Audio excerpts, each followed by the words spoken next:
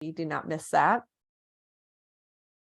Hi, everybody. Welcome to our Thursday book launch. My name is Malika Albrecht, and I am the founding editor of Redheaded Stepchild, which is still trying to come back live after a pretty brutal hack. I am super excited tonight because I got to read this book in advance, and I was just stunned. It was so alchemic in the sense that what Michael does in this book, to me, just creates this human being that becomes larger than life and emblematic. And I've been looking forward to hearing these poems read out loud. As a friend of mine is fond of saying, the page is a cold bed for poems. They need to live in the air. And I do love reading them. But I have a different experience when somebody else reads, and particularly the author. There's a sense of the sound waves and how they feel as they hit your body. So this is something I've been looking forward to. I'm going to tell you a little bit about Michael, and then I'm going to turn it right over. When She Became You, Songs to Suzanne is the book, and I have a link to his website. I'll put a link to directly order the book. By award-winning poet Michael Jennings, chronicles a love story, the light and the shadows over most of a lifetime, from the passionate, surreal, goddess-like portraits of the opening where she dances. Can you get that one, Karen, in the waiting room? Section to the devastating dark dirges of the Lost Hallways sequence, and devastating is the right word. A record of love as lived, and a testament to the fact that both love and poetry exist at the intersection of the sacred and the profane. These are intimate and private lyrical exultations that affirm what is most valuable and most powerful in our shared expressions of what it means to be most fully human and deeply alive. I'm going to turn it right over to you, Michael. I'm going to make you the spotlight. If we run into some video issues, I will pause it. And I want to remind everybody, please mute.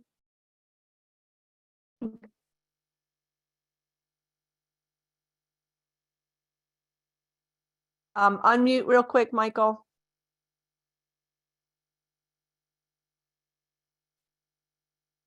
I'll try to help you. Let's see. Nope, you're still muted. Here we go. That should cue you. Do you see it yet?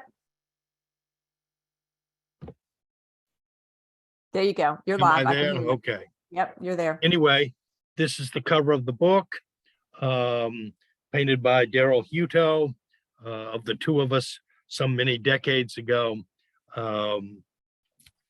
And, you know, this is a story of the long arc of a relationship that metaphysically goes all the way back to some first man sighting his first woman and uttering this sonnet-like poem, untitled. The past was terrible. I sat beside myself near the river of bones. The low-hanging leaves called to me, threatening my waters.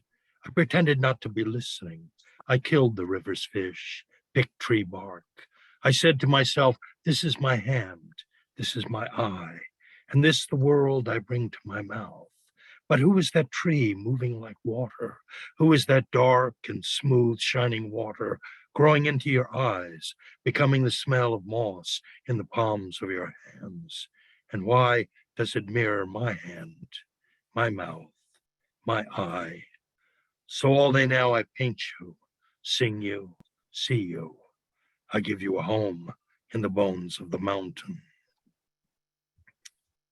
He then apparently takes her to his cave and sings these sort of cave painting songs called Where She Dances. This is the title poem, Where She Dances.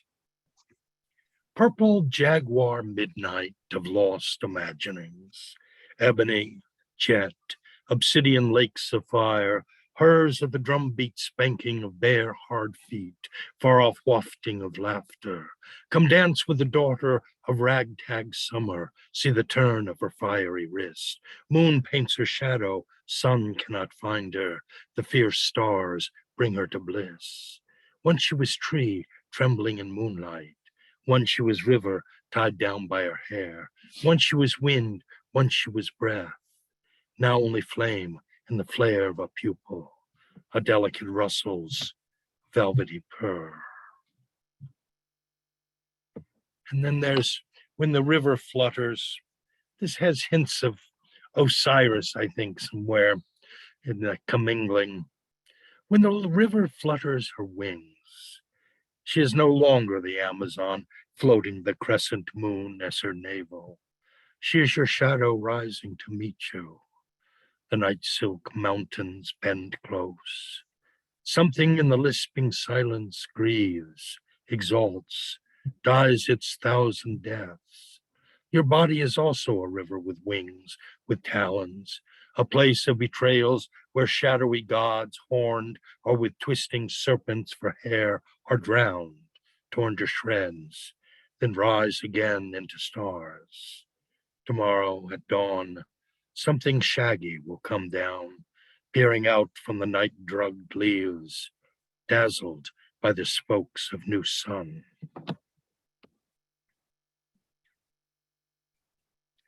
And this is called her dalliance. Between her fingers, the plucked stalk of your brainstem blossoms, petal by petal in the empty air. Between her toes, Tigris and Euphrates divide and multiply. She loves you not. Perhaps you are the pinprick rain on the sheer face of an autumn lake. Perhaps you are snow. She is dreaming of crossroads, and you are the emptiness. She is playing with dolls, and you are the mad muttering. She is gossiping by the well, and you are the strewn field stones, lidless eyes of the desert, waiting for rain. Her indecision is delicious with cunning. The mountains heave, your leaves shiver.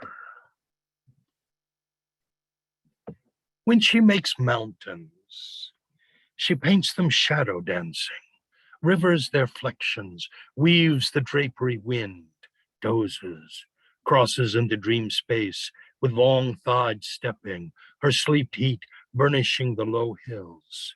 Out of them come women for water, bright as flowers, a dozen Salomes with braceleted ankles and hard, brutal feet, who crouch on their haunches under the thick scent of limes, their mud village creviced above them, its brown face among the cliffs, immobile as a blind man's.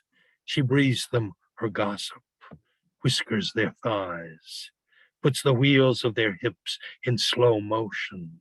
Jars grow from their heads, jars in the shape of women heedless in May, the time of new grasses. Sometime before words, perhaps, your arm moved, a glitter of small hinges. Or was it your leg, its calculated unwinding? I was asleep, say, or lost in thought. I heard your blood, though, how it sang, and I felt your cloud shadow coming, crossing my face. I looked, you were full of yourself, dancing. I looked, you were the waterfall of yourself, dancing. I looked, your breath drank my eyes. I listened, your feet drummed shut my ears. I groped, but your skin turned fingers to spider webs. Sometime, out of the dark of my body, I spoke. Today, perhaps the lizard who lies down in his own shadow, inventing the sun through half-closed eyes, feels his skin thickening with years, grow nervous as water. Perhaps he just feels lucky. You keep coming back like a dream. Your hips make light shiver, make me peer up silly sideways like an old dog to watch the bonfire of your bones. Night's coming, though. The sky blue water of your eyes will turn dark then. Stars will come out. Tomorrow you will come and go again, like a river, your bright bones stealing my shadow. And then there's a kind of wakening at the end, at twilight. Fatherless among the animals, I wake in the half-light, sinless as a June bug, pure as Narcissus. I am what I look at. The leaves see me and know my smell. What I touch touches me back. I cannot know whether I am the flower or the flower of the flower, or just smooth water reflecting tree more ravishing than tree, flower more wayward than flower, when your witch light comes like gossamer brushing my cheek. And then we move out into the sun and a more literal world, opening with a poem called For You I Invent the Sun. It's in 9 sections, a series of walks taken between fall and spring, but I'll just pause between the sections. For you I invent the sun. This, of course, is what money won't buy, this hip-to-hip, two-centered circle, drift and drift. You in front, provocative as a pomegranate. Me in front, hearing echoes, your footsteps filling mine, the way perhaps snow fills the tracks of caribou, keeping the wolves off. We're birds of a feather, our minds veer and arc on the same air. It's open season here on sun and wind, and I'm wearing my license conspicuous and on my sleeve. We scuff and boot the leaves like 6-year-olds, grin like raccoons. These are years, we say, shed like snakeskins, doomed, irrelevant, beautiful. Miles are years, we've walked forever here, you and I, putting on or shedding each other like light or leaves, the traffic hushed and distant. We feel exotic as the names of these lakeshore towns we walk in, the water quiet, leaves falling, the light quixotic. It's all new. You're new, taut and muscular as a spring colt claiming his first field. I'm new, grinning ear to ear, hearing windmills. Death is new here too, and moves like water underfoot. We drift in October light through the rose garden, all the roses gone. Clothed in purple and black, you're naked, naked, raspberries and cream, you're clothed. It's magic. For you, I invent the sun. Feel tragic. Drive it to your doorstep in a long yellow cab. Stand there, hat in hand, like some foolish figure in a 30s flick. Your hair darker than any back row seat. You talk, stoop, pick weeds. Say the sky has a breath. I say birds have scissored it to death, but I'm dazzled anyway. It's late fall. The birds look hungrier. You say you're leaving your husband anyhow, for all his good, for all my bad. Standing against a tree, your hood up, your half-moon smile floating somewhere below the hairline. I imagine you grew there whole, yesterday perhaps, dew-like, and I kiss you, feel shy, boyish, hungry, the way the old birds must, who know they won't get salve. It's midwinter, and the crunching underfoot sounds rare, precious. You're purple and yellow. I'm fatigue LL bean gray-green. The 6 years between us, though, is hardly May and January, and I'm dazzled by purple and yellow and can outrun you anyway.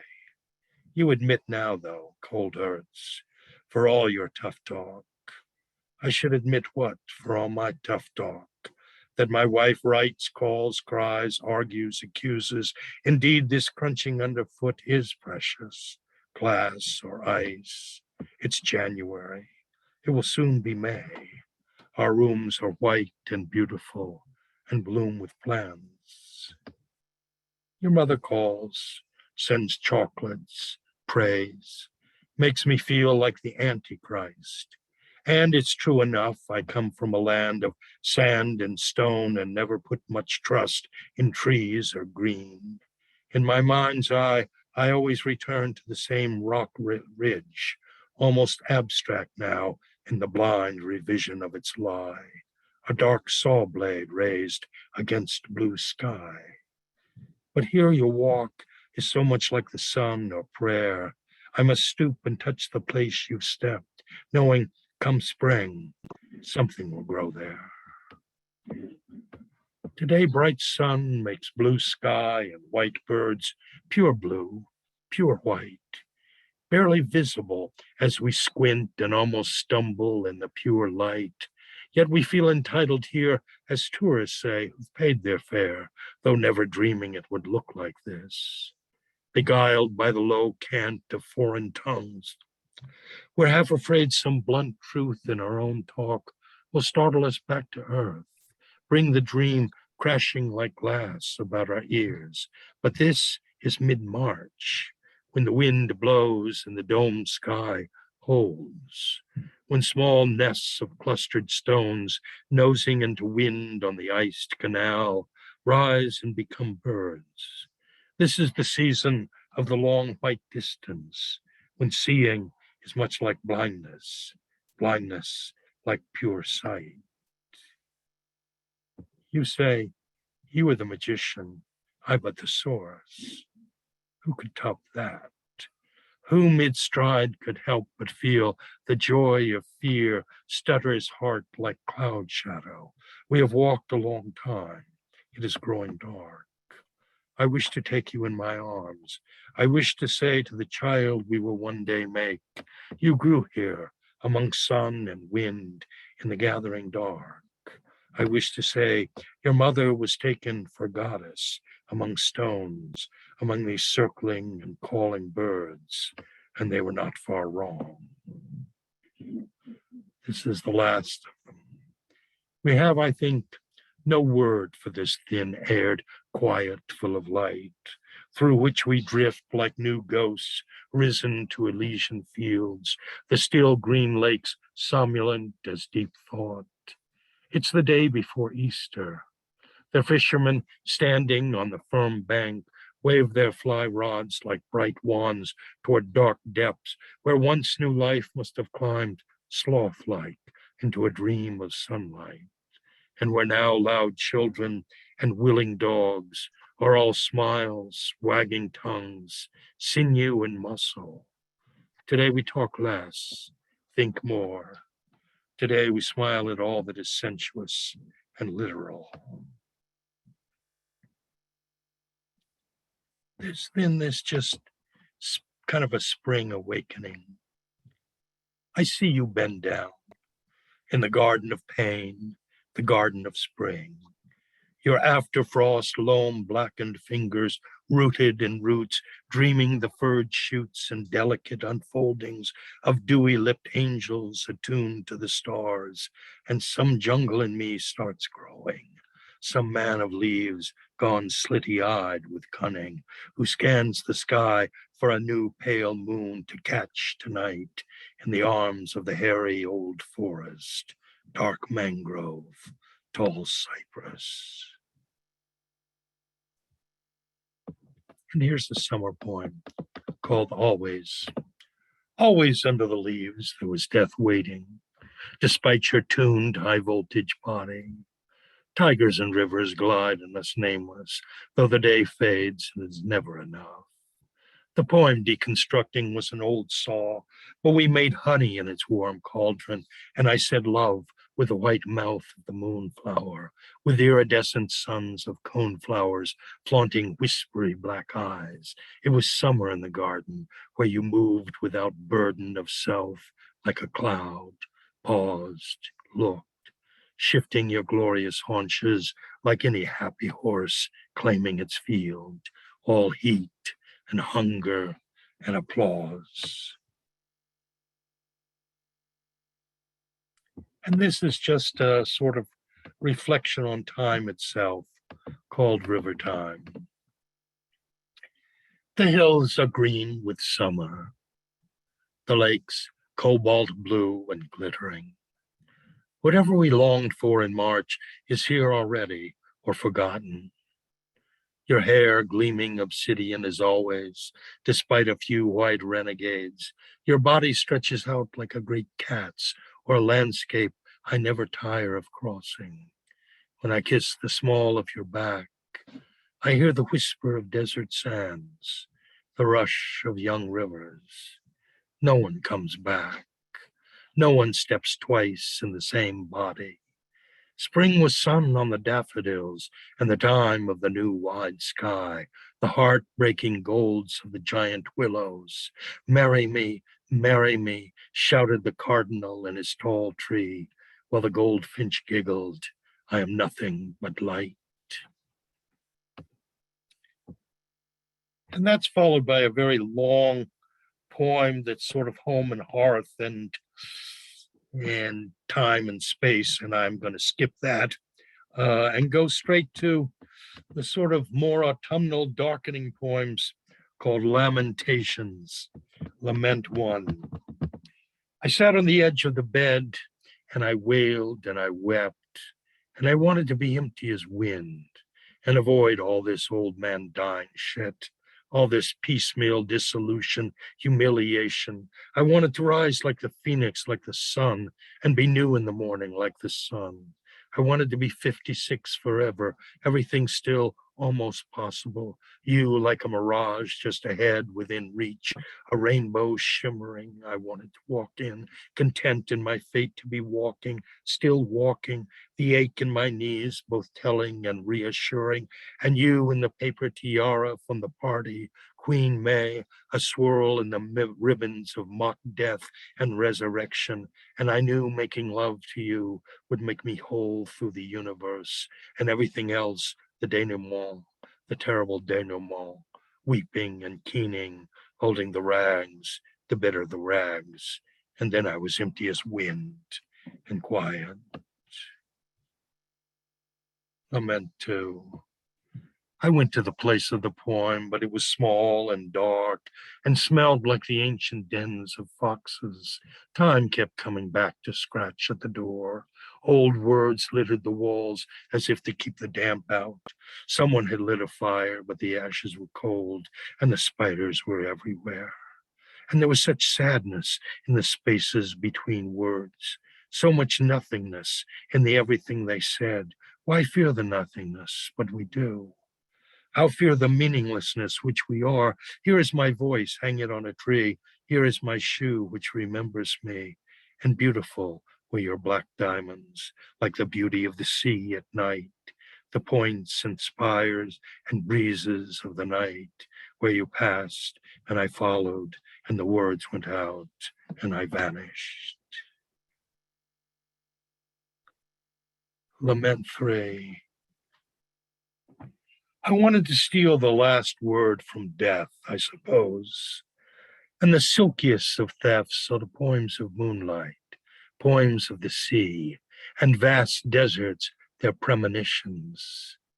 And yet the angel of death is all kindness, we're told, leading us out into moonlight through cracks in the clouds. Had we known, had we listened, as the terrible talons of pain and undoing let go, let us hope. Let us pray, let us hope. The last ravening moments, no end of consciousness, but a beginning. Let us hope, let us pray. Though your buttocks domes against my limp gizmo are all I need tonight to shore me home. Lament Four. How shall I say goodbye to myself? Poor Charles Bon in his New Orleans and his emptiness, his decadence and charm and poisonous knowledge, who yet found you beyond all luckiness or fate. Goodbye to the heart hurt by its own betrayals, the mind full of inconsequence and error, a voice too full of itself, knickknacks and charms and the color blue, the silent cries of trees and the lake sheen, and the numberless leaves haunting the numbered days. The man of the hour is the skeleton in the sombrero who lies down in the curves of the voluptuous senorita to a clatter of bedpans in the wings and the cackling of the damned.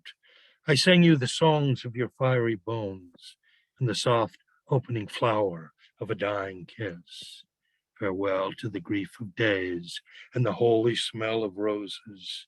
Your face, knees, voice like water, thighs like snow, and eyes full of sky. Your laugh startled me so long ago. My will, such as it is, I give to clouds and to dreaming. My bones to the cathedrals of sand, to the pottery shards of lost places. My eyes to the vulture who resembles me. My wishes to wind and my loneliness to 1,000-year-old trees and the deserts of desire. I loved you in the simplest of ways, my girl. And this is my poem, which has no ending. And this is the last lament, Lament 5. I can imagine the loneliness of widows unraveling unwelcoming days, and old men in shut rooms measuring their meds, losing their minds, dates, names. If only vanishing were easy. An old movie, maybe, the corny deathbed speech, the melodrama, each bedside mourner a cameo and case study.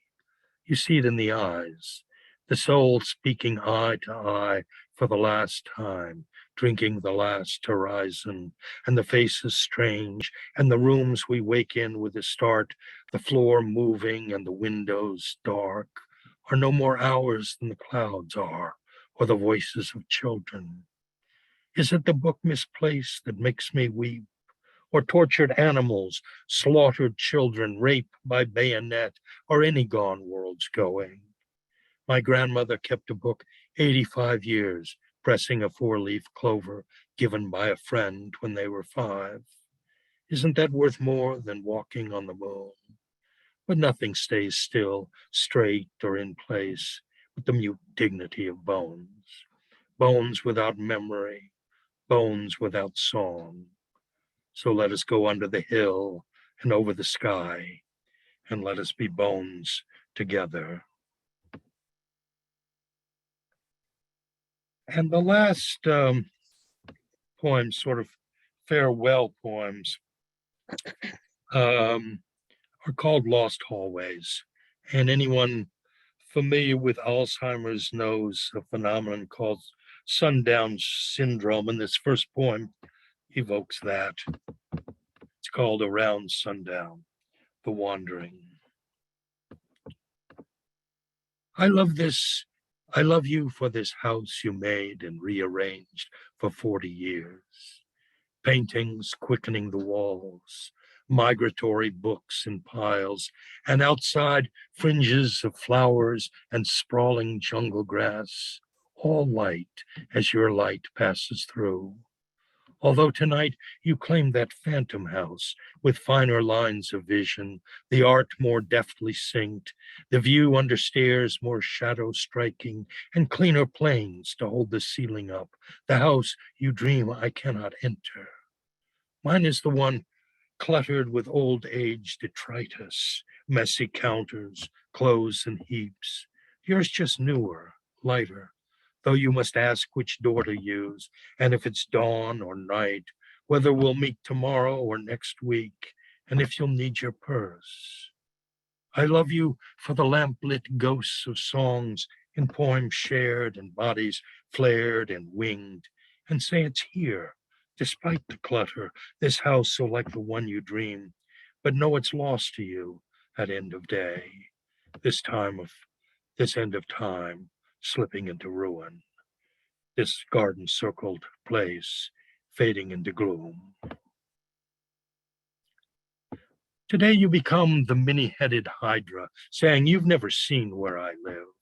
Now stalking down our road in multitude dimensions, will you be safe? Will your anger at my obtuseness keep you watchful for the sudden sweep of fender around our bend? High dudgeon has its amplitudes and confessions, its focus and blindness, kicking free the shackles of insult and guilt.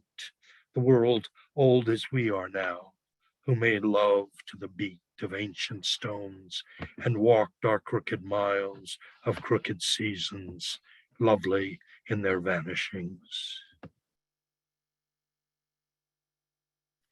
Her laugh. Can Susie come out to play? The child in me wishes to say. Can she dance in the field, twirl her hair in the breeze, maybe kick up her heels, say love as you please, as grass does the light, or the lake takes the storm? Can she flow through the night, all liquid with form? Oh, tell me, oh house on the hill, can Susie come out to play, though dusts come in with a chill and taken her laughter away? Undertone. Where is it the clock ran? How cold the ancient entryway. You see me in two, like a knife knifing the eye. How wise is a mirror? You are too many ghosts to attend to and make for the darkest of weathers. I feel your minniness. I chase your dissolve. Maybe after a deep dive, we will come up for air and remember.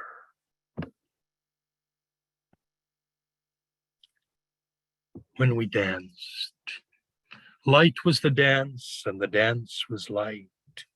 O dizzying dish of my demise, dervish of those long ago faded Levi's, I see us still, stark, illuminated in the chill, a chalice stillness in the tottering night.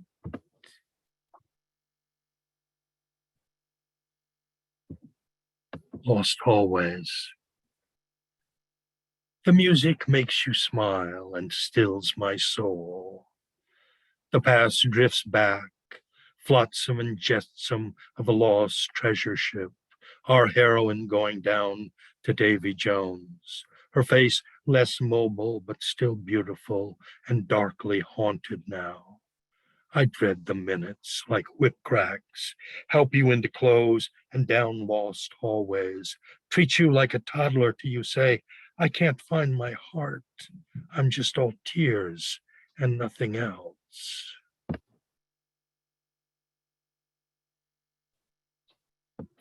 We ban the news, as every wound becomes your wound, all tears your tears.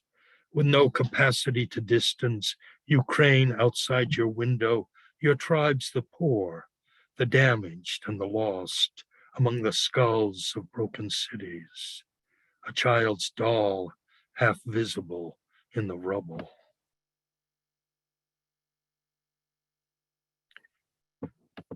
Our luck. Our luck runs out like sand through an hourglass. Your beauty once like the new fallen snow, now shades to gray, the color of our winter's long months to come. I cannot hold you or let you go. Still days darken, black trees bow and wind. We've lost our way in the worst of seasons, in the whirl of the guffawing crow, our garden gone to seed, our eyes like Homer's falling heroes going black. I remain perhaps your last plucked flower in the wilt of my will.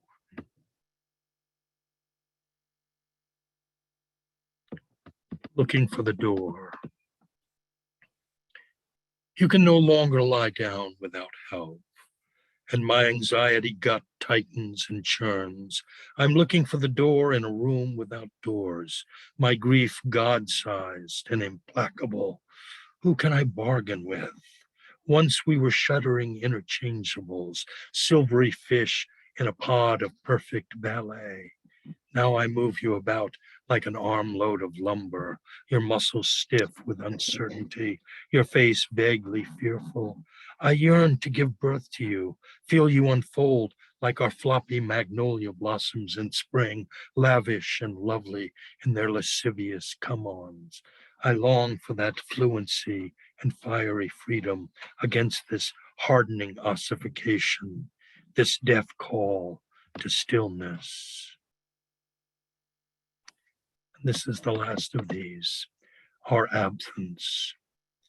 Our absence stretches out, the long haul of a short future, the unsaying of lost conversations, love's erasures and grievances, half smiles, pain groans, night sweats. I love you, I love you, I love you, but can no longer remember the contour of it, the smoke of it, your fire in the quickening twilight. I hate you, I hate you, I hate you, sing the demons of my forgetfulness, cursed by my myriad blessings and the silk of your skin.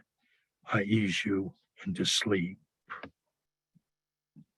And then the last poem is a coda called Once, with some thefts from Simone Bebahani. I came to you as if from a far country. The night was not quite in your eyes, but the evening smoke and the roses of your skin met in purple shadows. I came through the vague, veiled streets toward some clarity or hunger. You were my fire in the moth light, my confessor. You danced the stars blind under the witching moon. I crawled in your darkness like the tapping beetle. Our mouths met. Dawn in the desert is a million gold butterflies. I lived there once, among broken stones, husks of bodies, a tale of death and deaths, and women turned to salt under stubborn hummocks of black cloth. We grow old like the cracking clay of forgotten rivers. Soon no one will remember our voices or the glancing light of our tremulous tremors.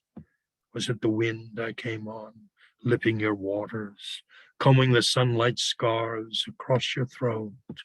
So often now we are tired, and old women I once knew speak harshly behind the curtain, and the mud of the riverbank squelches under their feet.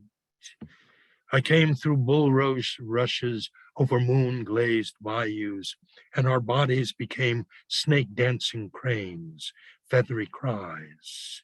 We cannot love each other forever, except as the stars do, all flame and nothingness. Our skins will grow worn and frail as papyrus leaves, locust wings. May the burden of pain bring lightness. We lie down to take flight, like the desert sand under the scour of wind. I came like a sea eagle out of the sun's eye, to whirl you talon and talon down the roller coaster sky. I met your gaze in the forest of being. The rest was just history. Thank you. You've been Holy great. smokes. If people want to, oh, fabulous, Michael. If y'all want to unmute and clap, you sure can. Oh, Yeah. my goodness. Wow. I hope it works. Amazing. I worried it might be too long, but I timed it at 36 minutes and I thought that probably works. I think it was perfect. And I like that it gave everybody pieces from the overall and really gave a good sense of the magic within this book, the longing, the carrying of grief, the humanity. It's just gorgeous. And I have to tell you, I kept thinking, Jean, you wrote a review, and how was it to hear some of these poems? Oh my God, it was so different. It was so, I guess like somebody said in the chat, like the rhythm of it, it was so hypnotic. I could just closed my eyes and went with it, which was so different from like reading and saying, okay, how does this fit with this and fit with this? And so I just loved it. Like Michael, you're very not only talented writer, but your reading is hypnotic almost. It's great. Jean, and actually I can say I looked around and I saw quite a few people closing their eyes. I And did really close my deeply eyes. I saw Laura doing, I saw Karen, I saw quite a few people. Yes. And Yes. so, Michael, when you see something like that, or when I look at the chat section and see the same lines resonating, it's of interest to me. And Yes. the sonic structure of his work is I very, loved how like there are 20 people who put down and let us be bones together. It was great. I want to So follow beautiful. up on that. I was Say that I've read this is JC Todd. My video is not. I've read the book. I've read it twice, but Michael, I never read it like that. it was, I missed the rhythms. And I think the error was, I should have read it out loud, because the words make the rhythms. It's extraordinary. What a gorgeous reading. Thank you. Thank you. JC, I love how you put that, and I think that that's one of the things that I could see people really experiencing is that, yeah, you know, the oral tradition. We talked about the cold bed and how poems are meant to live in the air, and I would say that Michael's work really illustrates the power of the music in the language and the way you put them together and the way you use internal rhymes and slant rhymes and hearing it read by someone who reads so gorgeously really is kind of hypnotic. I think that's why that word keeps coming up. Well, you know, it's interesting. I fought my way through graduate workshops and things, and later with people who wanted to argue that the contemporary poem exists on the page, that it's not a sound in the air, it's not a score for music. And, you know, I would concede that maybe they were right, but I can't compose in any other way. I was dyslexic as a kid, and it gave me a kind of oral recall. And the only way I can make poems is by following the sound. It's, you know, so that was my gamble. I was just going to say, so I don't know if you saw, but I mean, Regina and Julian both started clapping. And I would say that you two are two that are very, musicality is such a huge part of your work. So there's a deep appreciation for what Michael's saying. Is that correct, Regina? Oh, yes. Oh, yes. My poem starts here. Yeah. And here, it comes out here first. I have to, you know, I think there's some things that you can't reproduce in poetry. They're just lost when it's not spoken, when it hasn't come, when it hasn't at least come through your mouth alive. Well, you know, many years ago, my wife said that living with me was like living with a monk, that I was always vocalizing, whether we were in bed, a line would come to me and I'd have to sound it out. And that's how I made my poems. right. I became more written later, but in all my early years where I felt like I was teaching myself to write, I had to pound out the rhythms. I had to say it out loud to get at it. So yeah. I think that, you know, I think that we negate the artistry of so many gifted poets if we only say that, you know, the poetry and the page, you know, poetry and the page and all that's the most important part, because there's so many people that that's not just what's in them, that's what's in their culture, that, you know, and it manifests, you know, generation to generation. I come from people who were storytellers. I don't know how to do anything but tell the story. Yeah, I remember Lowell's line that he couldn't outgrow plot and rhyme, and I kind of agreed with him that plot and rhyme kind of hold it all together. What was that wonderful quote, Malika, that you did, that the page is the cold bed for a poem? Yeah, that is Keith Flynn, who is the founding editor of Asheville Poetry Review, and fond of saying the page is a cold bed for a poem. It's Yes, meant it to is. live in the air.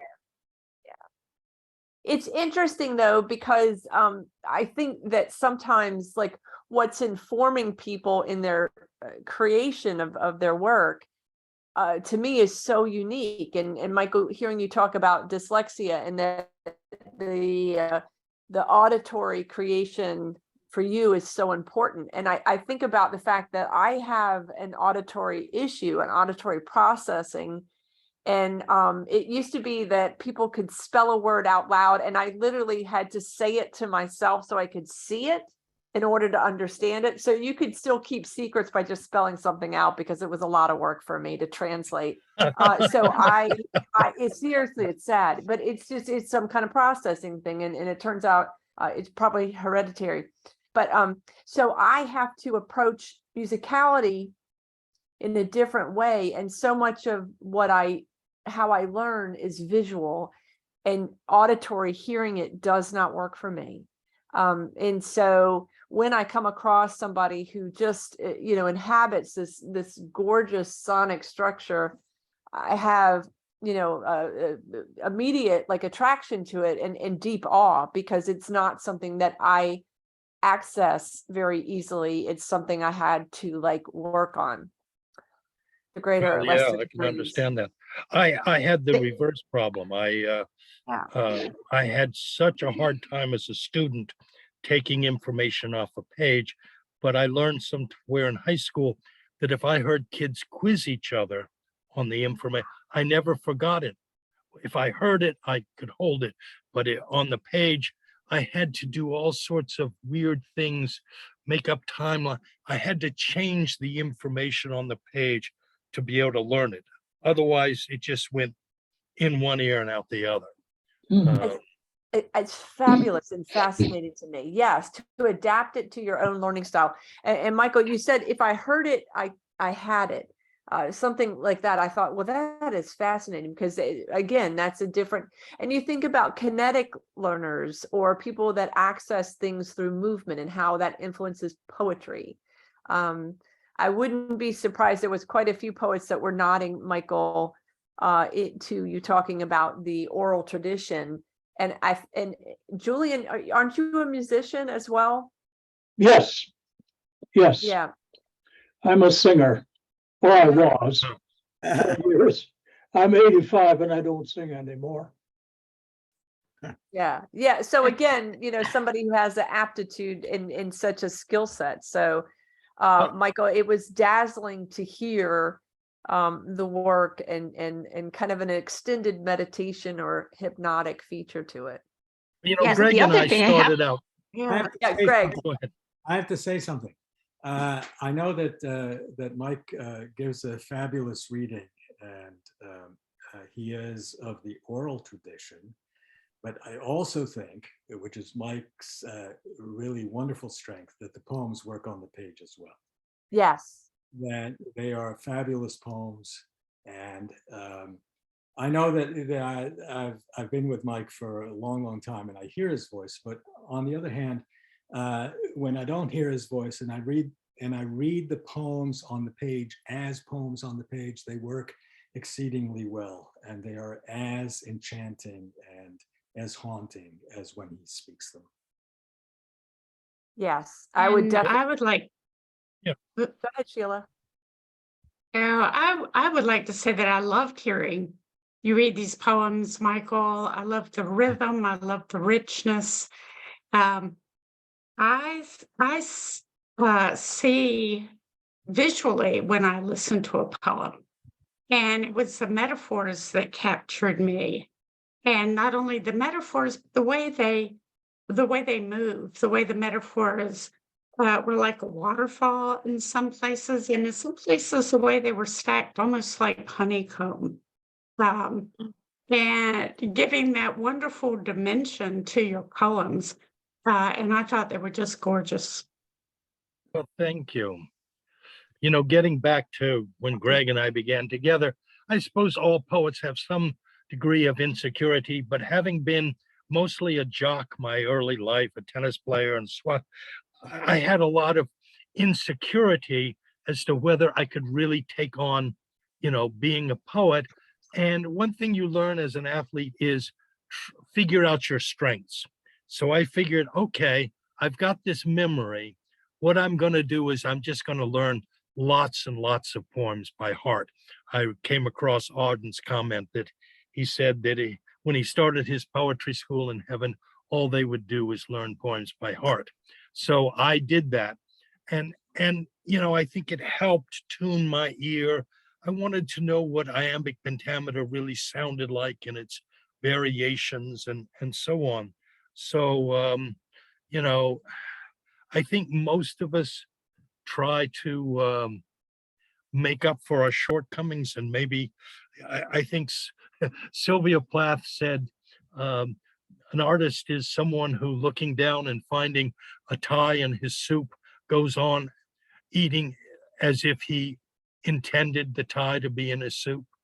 So I think we take what, you know, we're given and accommodate some way to make it our thing. Well, I'm interested to note that you said iambic pentameter, because as I was reading in one of your poems, I was scanning your lines, and they're very, very founded on pentameter and iambic in most cases, but you use, of course, substitute feet as well, but it's very, very musical and structurally so. Yeah, visually, I found the poems appealing. And I have to say, line after line, I thought, holy crap, that works so beautifully, just so beautifully. And you'll see some of the lines that resonated, but they come one after another. I can barely keep up with them as they're being, you know, read or you're reciting. And that was something like, yeah, lovely in their vanishings, this end of time slipping into ruin. I mean, it was, let us be bones together.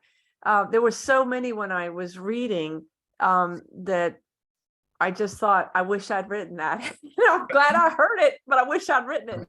Well, you know, Seamus Heaney talks about the envy factor, and I always note when I see a poem that I envy, you know, that's...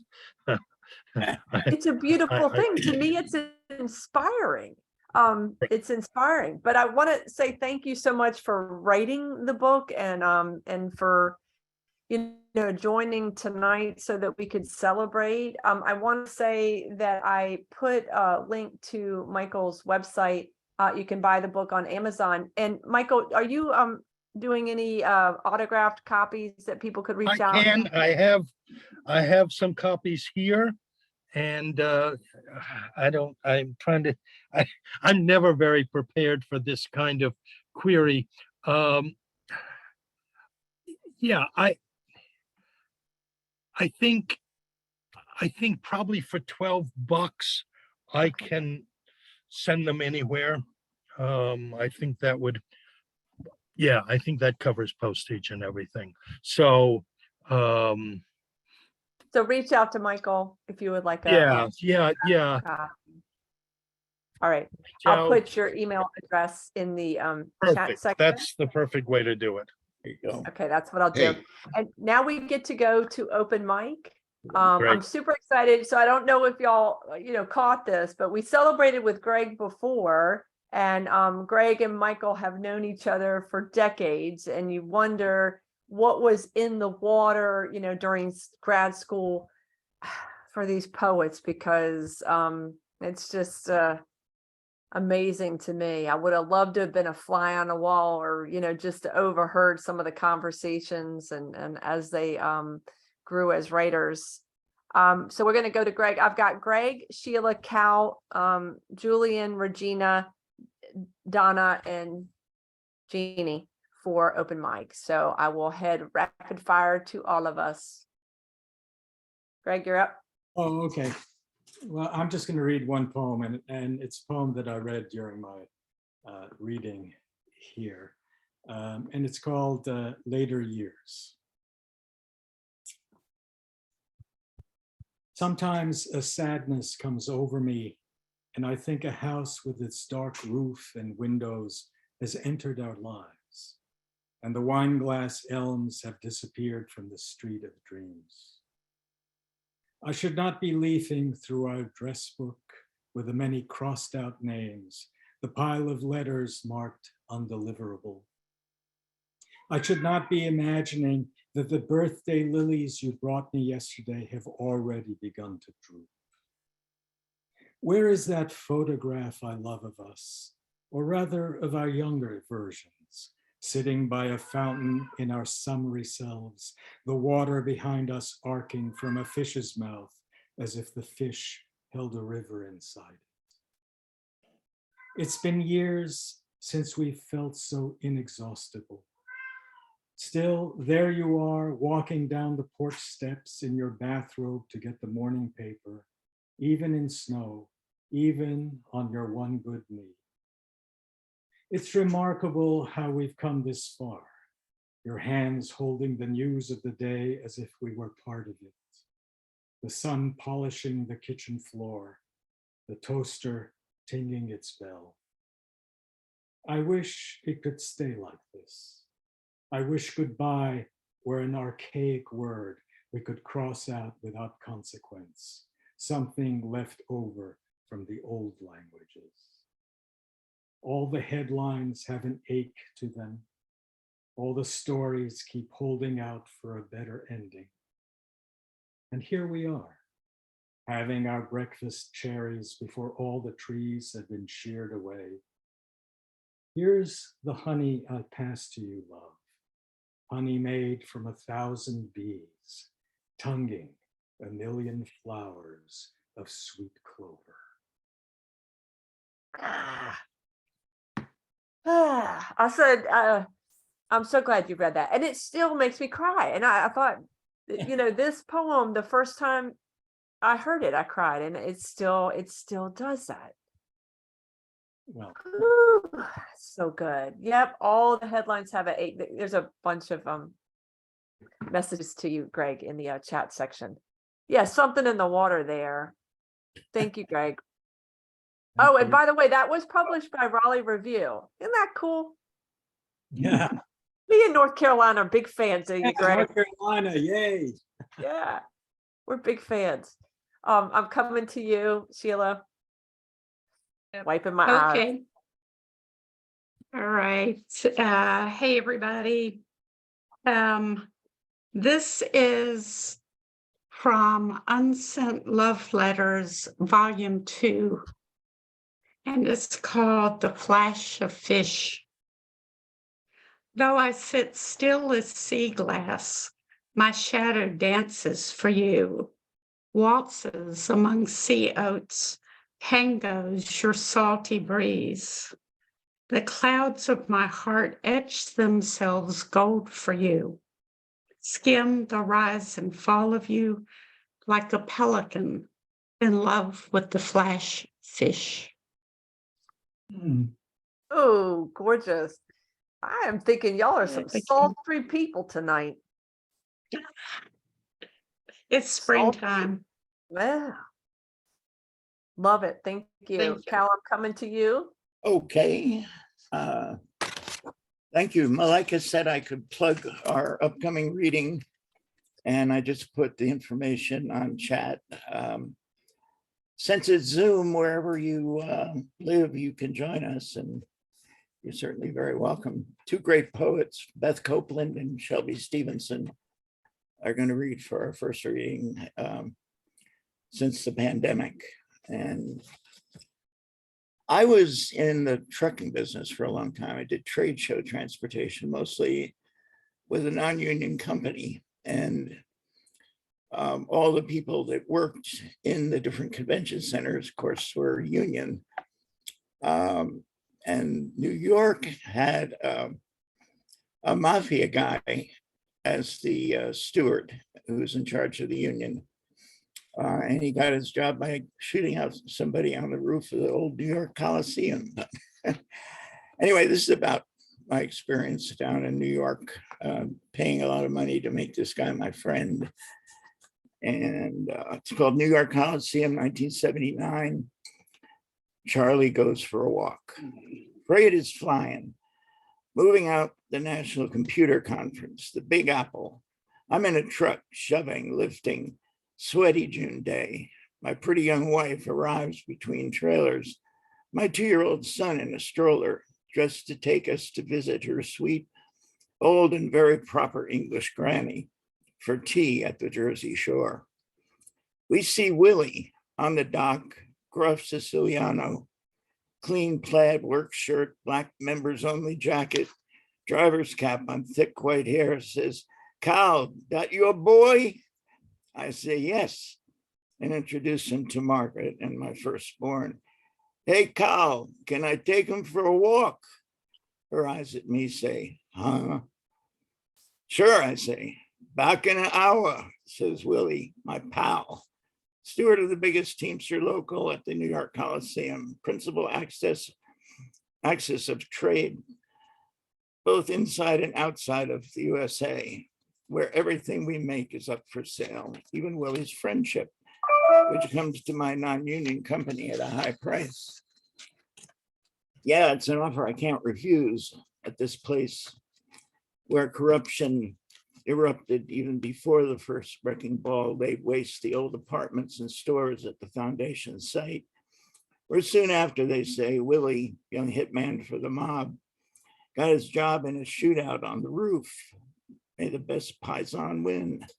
In this case, not the one who was skimming off the top, but a new hood who's 45 shots straight. The old cheat got a pair of new shoes and a wet home in the East River, and the price to back into a Union dock went down. So that's good, right? Too stunned to speak, Margaret's eyes follow Willie while he strolls off with our cherished son, as his 5 bodyguards, all packing, fall in formation nonchalantly, unevenly grouped around the boss for his afternoon walk across Columbus Circle into Central Park. And her look says, what the? And I just say, for the next hour, our beloved son is the best protected kid in the whole wild city of New York. Thank you.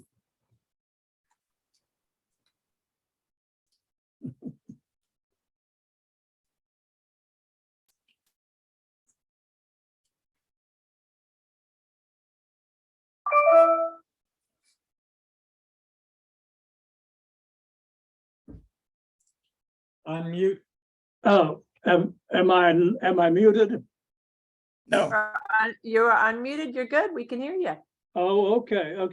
I had thought I would read a couple of things, and I've decided they're both too long. So I'm gonna try to remember something that's short. It's called At a Performance of Brooks' Cold Nidre.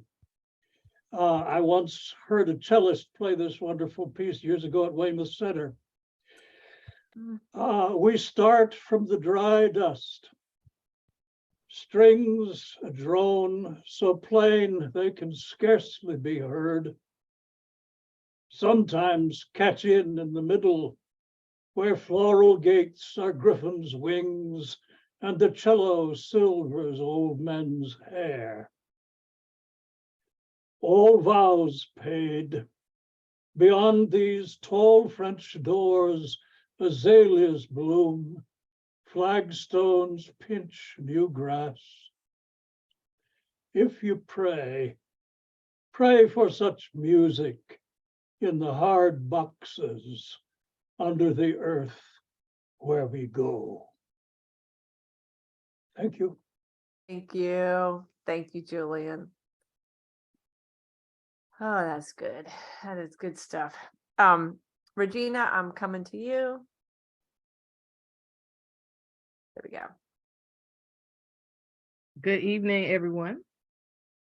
I am Regina Garcia.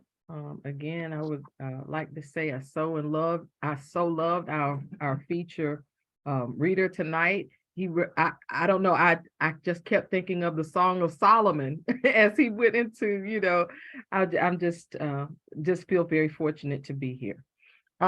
This poem is one that I wrote. My mother wrote a few months back, probably almost a year back. My mother has Alzheimer's, and so I've done some things to try to ready myself for, this journey. And this is entitled, I Will Not Have to See You Die. I will not have to see you die. Your life lives in my throat, the lines of my face, my eyes, my skillets and pans, neck and hands. In these ways, I preserve your dignity, and I never let you go. I will draw your life in ashes, wet and smudged across my page. I will hand down these stories while you yet breathe and read them aloud because your tongue misfires your intentions. I do not have to prepare to pick shrouds and gowns, caskets and crowns. I will poet you to live, to be alive forever. You are still here. I will pin the best parts of your legacy to my life. Pray they will settle into my mind and my skin so that my sons will not watch me take them to my grave. I will restitch these maps to me, to them, and plot a course to me, to you, and so on and so on. I will not have to see you die, to know that you lived, live again. Pressed in my trembling soul are the coordinates to your star, your branch, your seat among our great familial crowd of witnesses. I will fly to you, find you, wherever you are, whenever you are, now and in the by and by and by. Thank you. Oh, Regina, so powerful. Holy smokes. It's always, yeah, it's always this open mic that I just go, and we need another hour. Donna, I'm coming to you. Don't Okay. forget to unmute. Michael, what an amazing reading. There were lines. I swore I wasn't going to buy another book before I even came tonight. And, I'm buying another book. That is phenomenal. Thank you. Oh, this is another Alzheimer's point. Mama far away. It is enough you ask who gave you the felted mouse. You gave it a name, said it reminds you of a living thing. It is enough you received a coloring book in the mail today, new crayons, even though you cannot remember who sent them. It is enough you were delighted by the anonymous carnations, saved the bow, tied it to the bars of your walker. It is enough for a moment you knew who I was on the other end of the phone.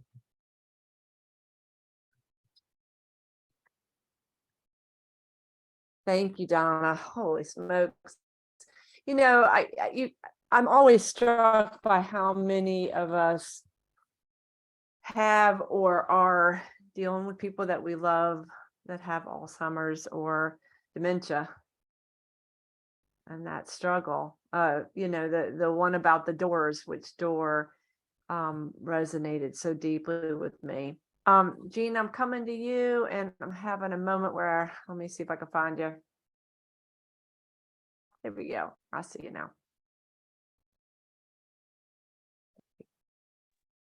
Oh, thank you. I wasn't going to read, and then I saw that Michael played tennis. So now I'm going to read a tennis poem. If you can put up with, sports seems so earthly compared to the poetry we've heard this evening, but love off season, and it has an epigraph, classifiable as love for lack of a better word, Penelope Lively. How off season we carry on through the cold pre-dawn monochromes of winter, moving indoors, and how we open and hold the heavy blue tarpaulin curtain aside for each other to step into the sweaty, rubbery smell of the overlit green tennis court, and how John in gray ponytail, hippie headband, and knee braces hits a slice, and Cassidy, the nursing student, rips a killer cross-court forehand, and Dave, our coach, imitates a stubby-armed Tyrannosaurus when, flat-footed and flailing, one of us misses, and he says lightly, "Let's try that again," in a way that makes us laugh and try again. And when I focus on the yellow ball, that next chance, radiant as a planet on the other side of the net, concentration yoking me gripping the racket, but not too tightly, chasing down a shot hard hit, well placed, and how my return, a response almost as unthinking as a kiss is less about winning or pride than the possibility of doing something right, making an airborne brushstroke, invisible and transitory, that erases worries, woe, shortcomings, vexations. Yes, it is classifiable as love, a species of love not yet extinct in this serious, serious world. Thank you so much. I'm so glad you read Thank that. you. I enjoyed that. Yeah. Uh, there's a couple of comments I don't want you to miss in the chat section, Jean. That was awesome. Thank you. Yep. So much musicality in the poem, and how my return of response almost as unthinking as a kiss. Thank you everyone for being here tonight, creating our community and celebrating with Michael. It was lovely to be in your good company, and so be well. Thanks, guys. Yay. We did okay, keeping it running, Michael.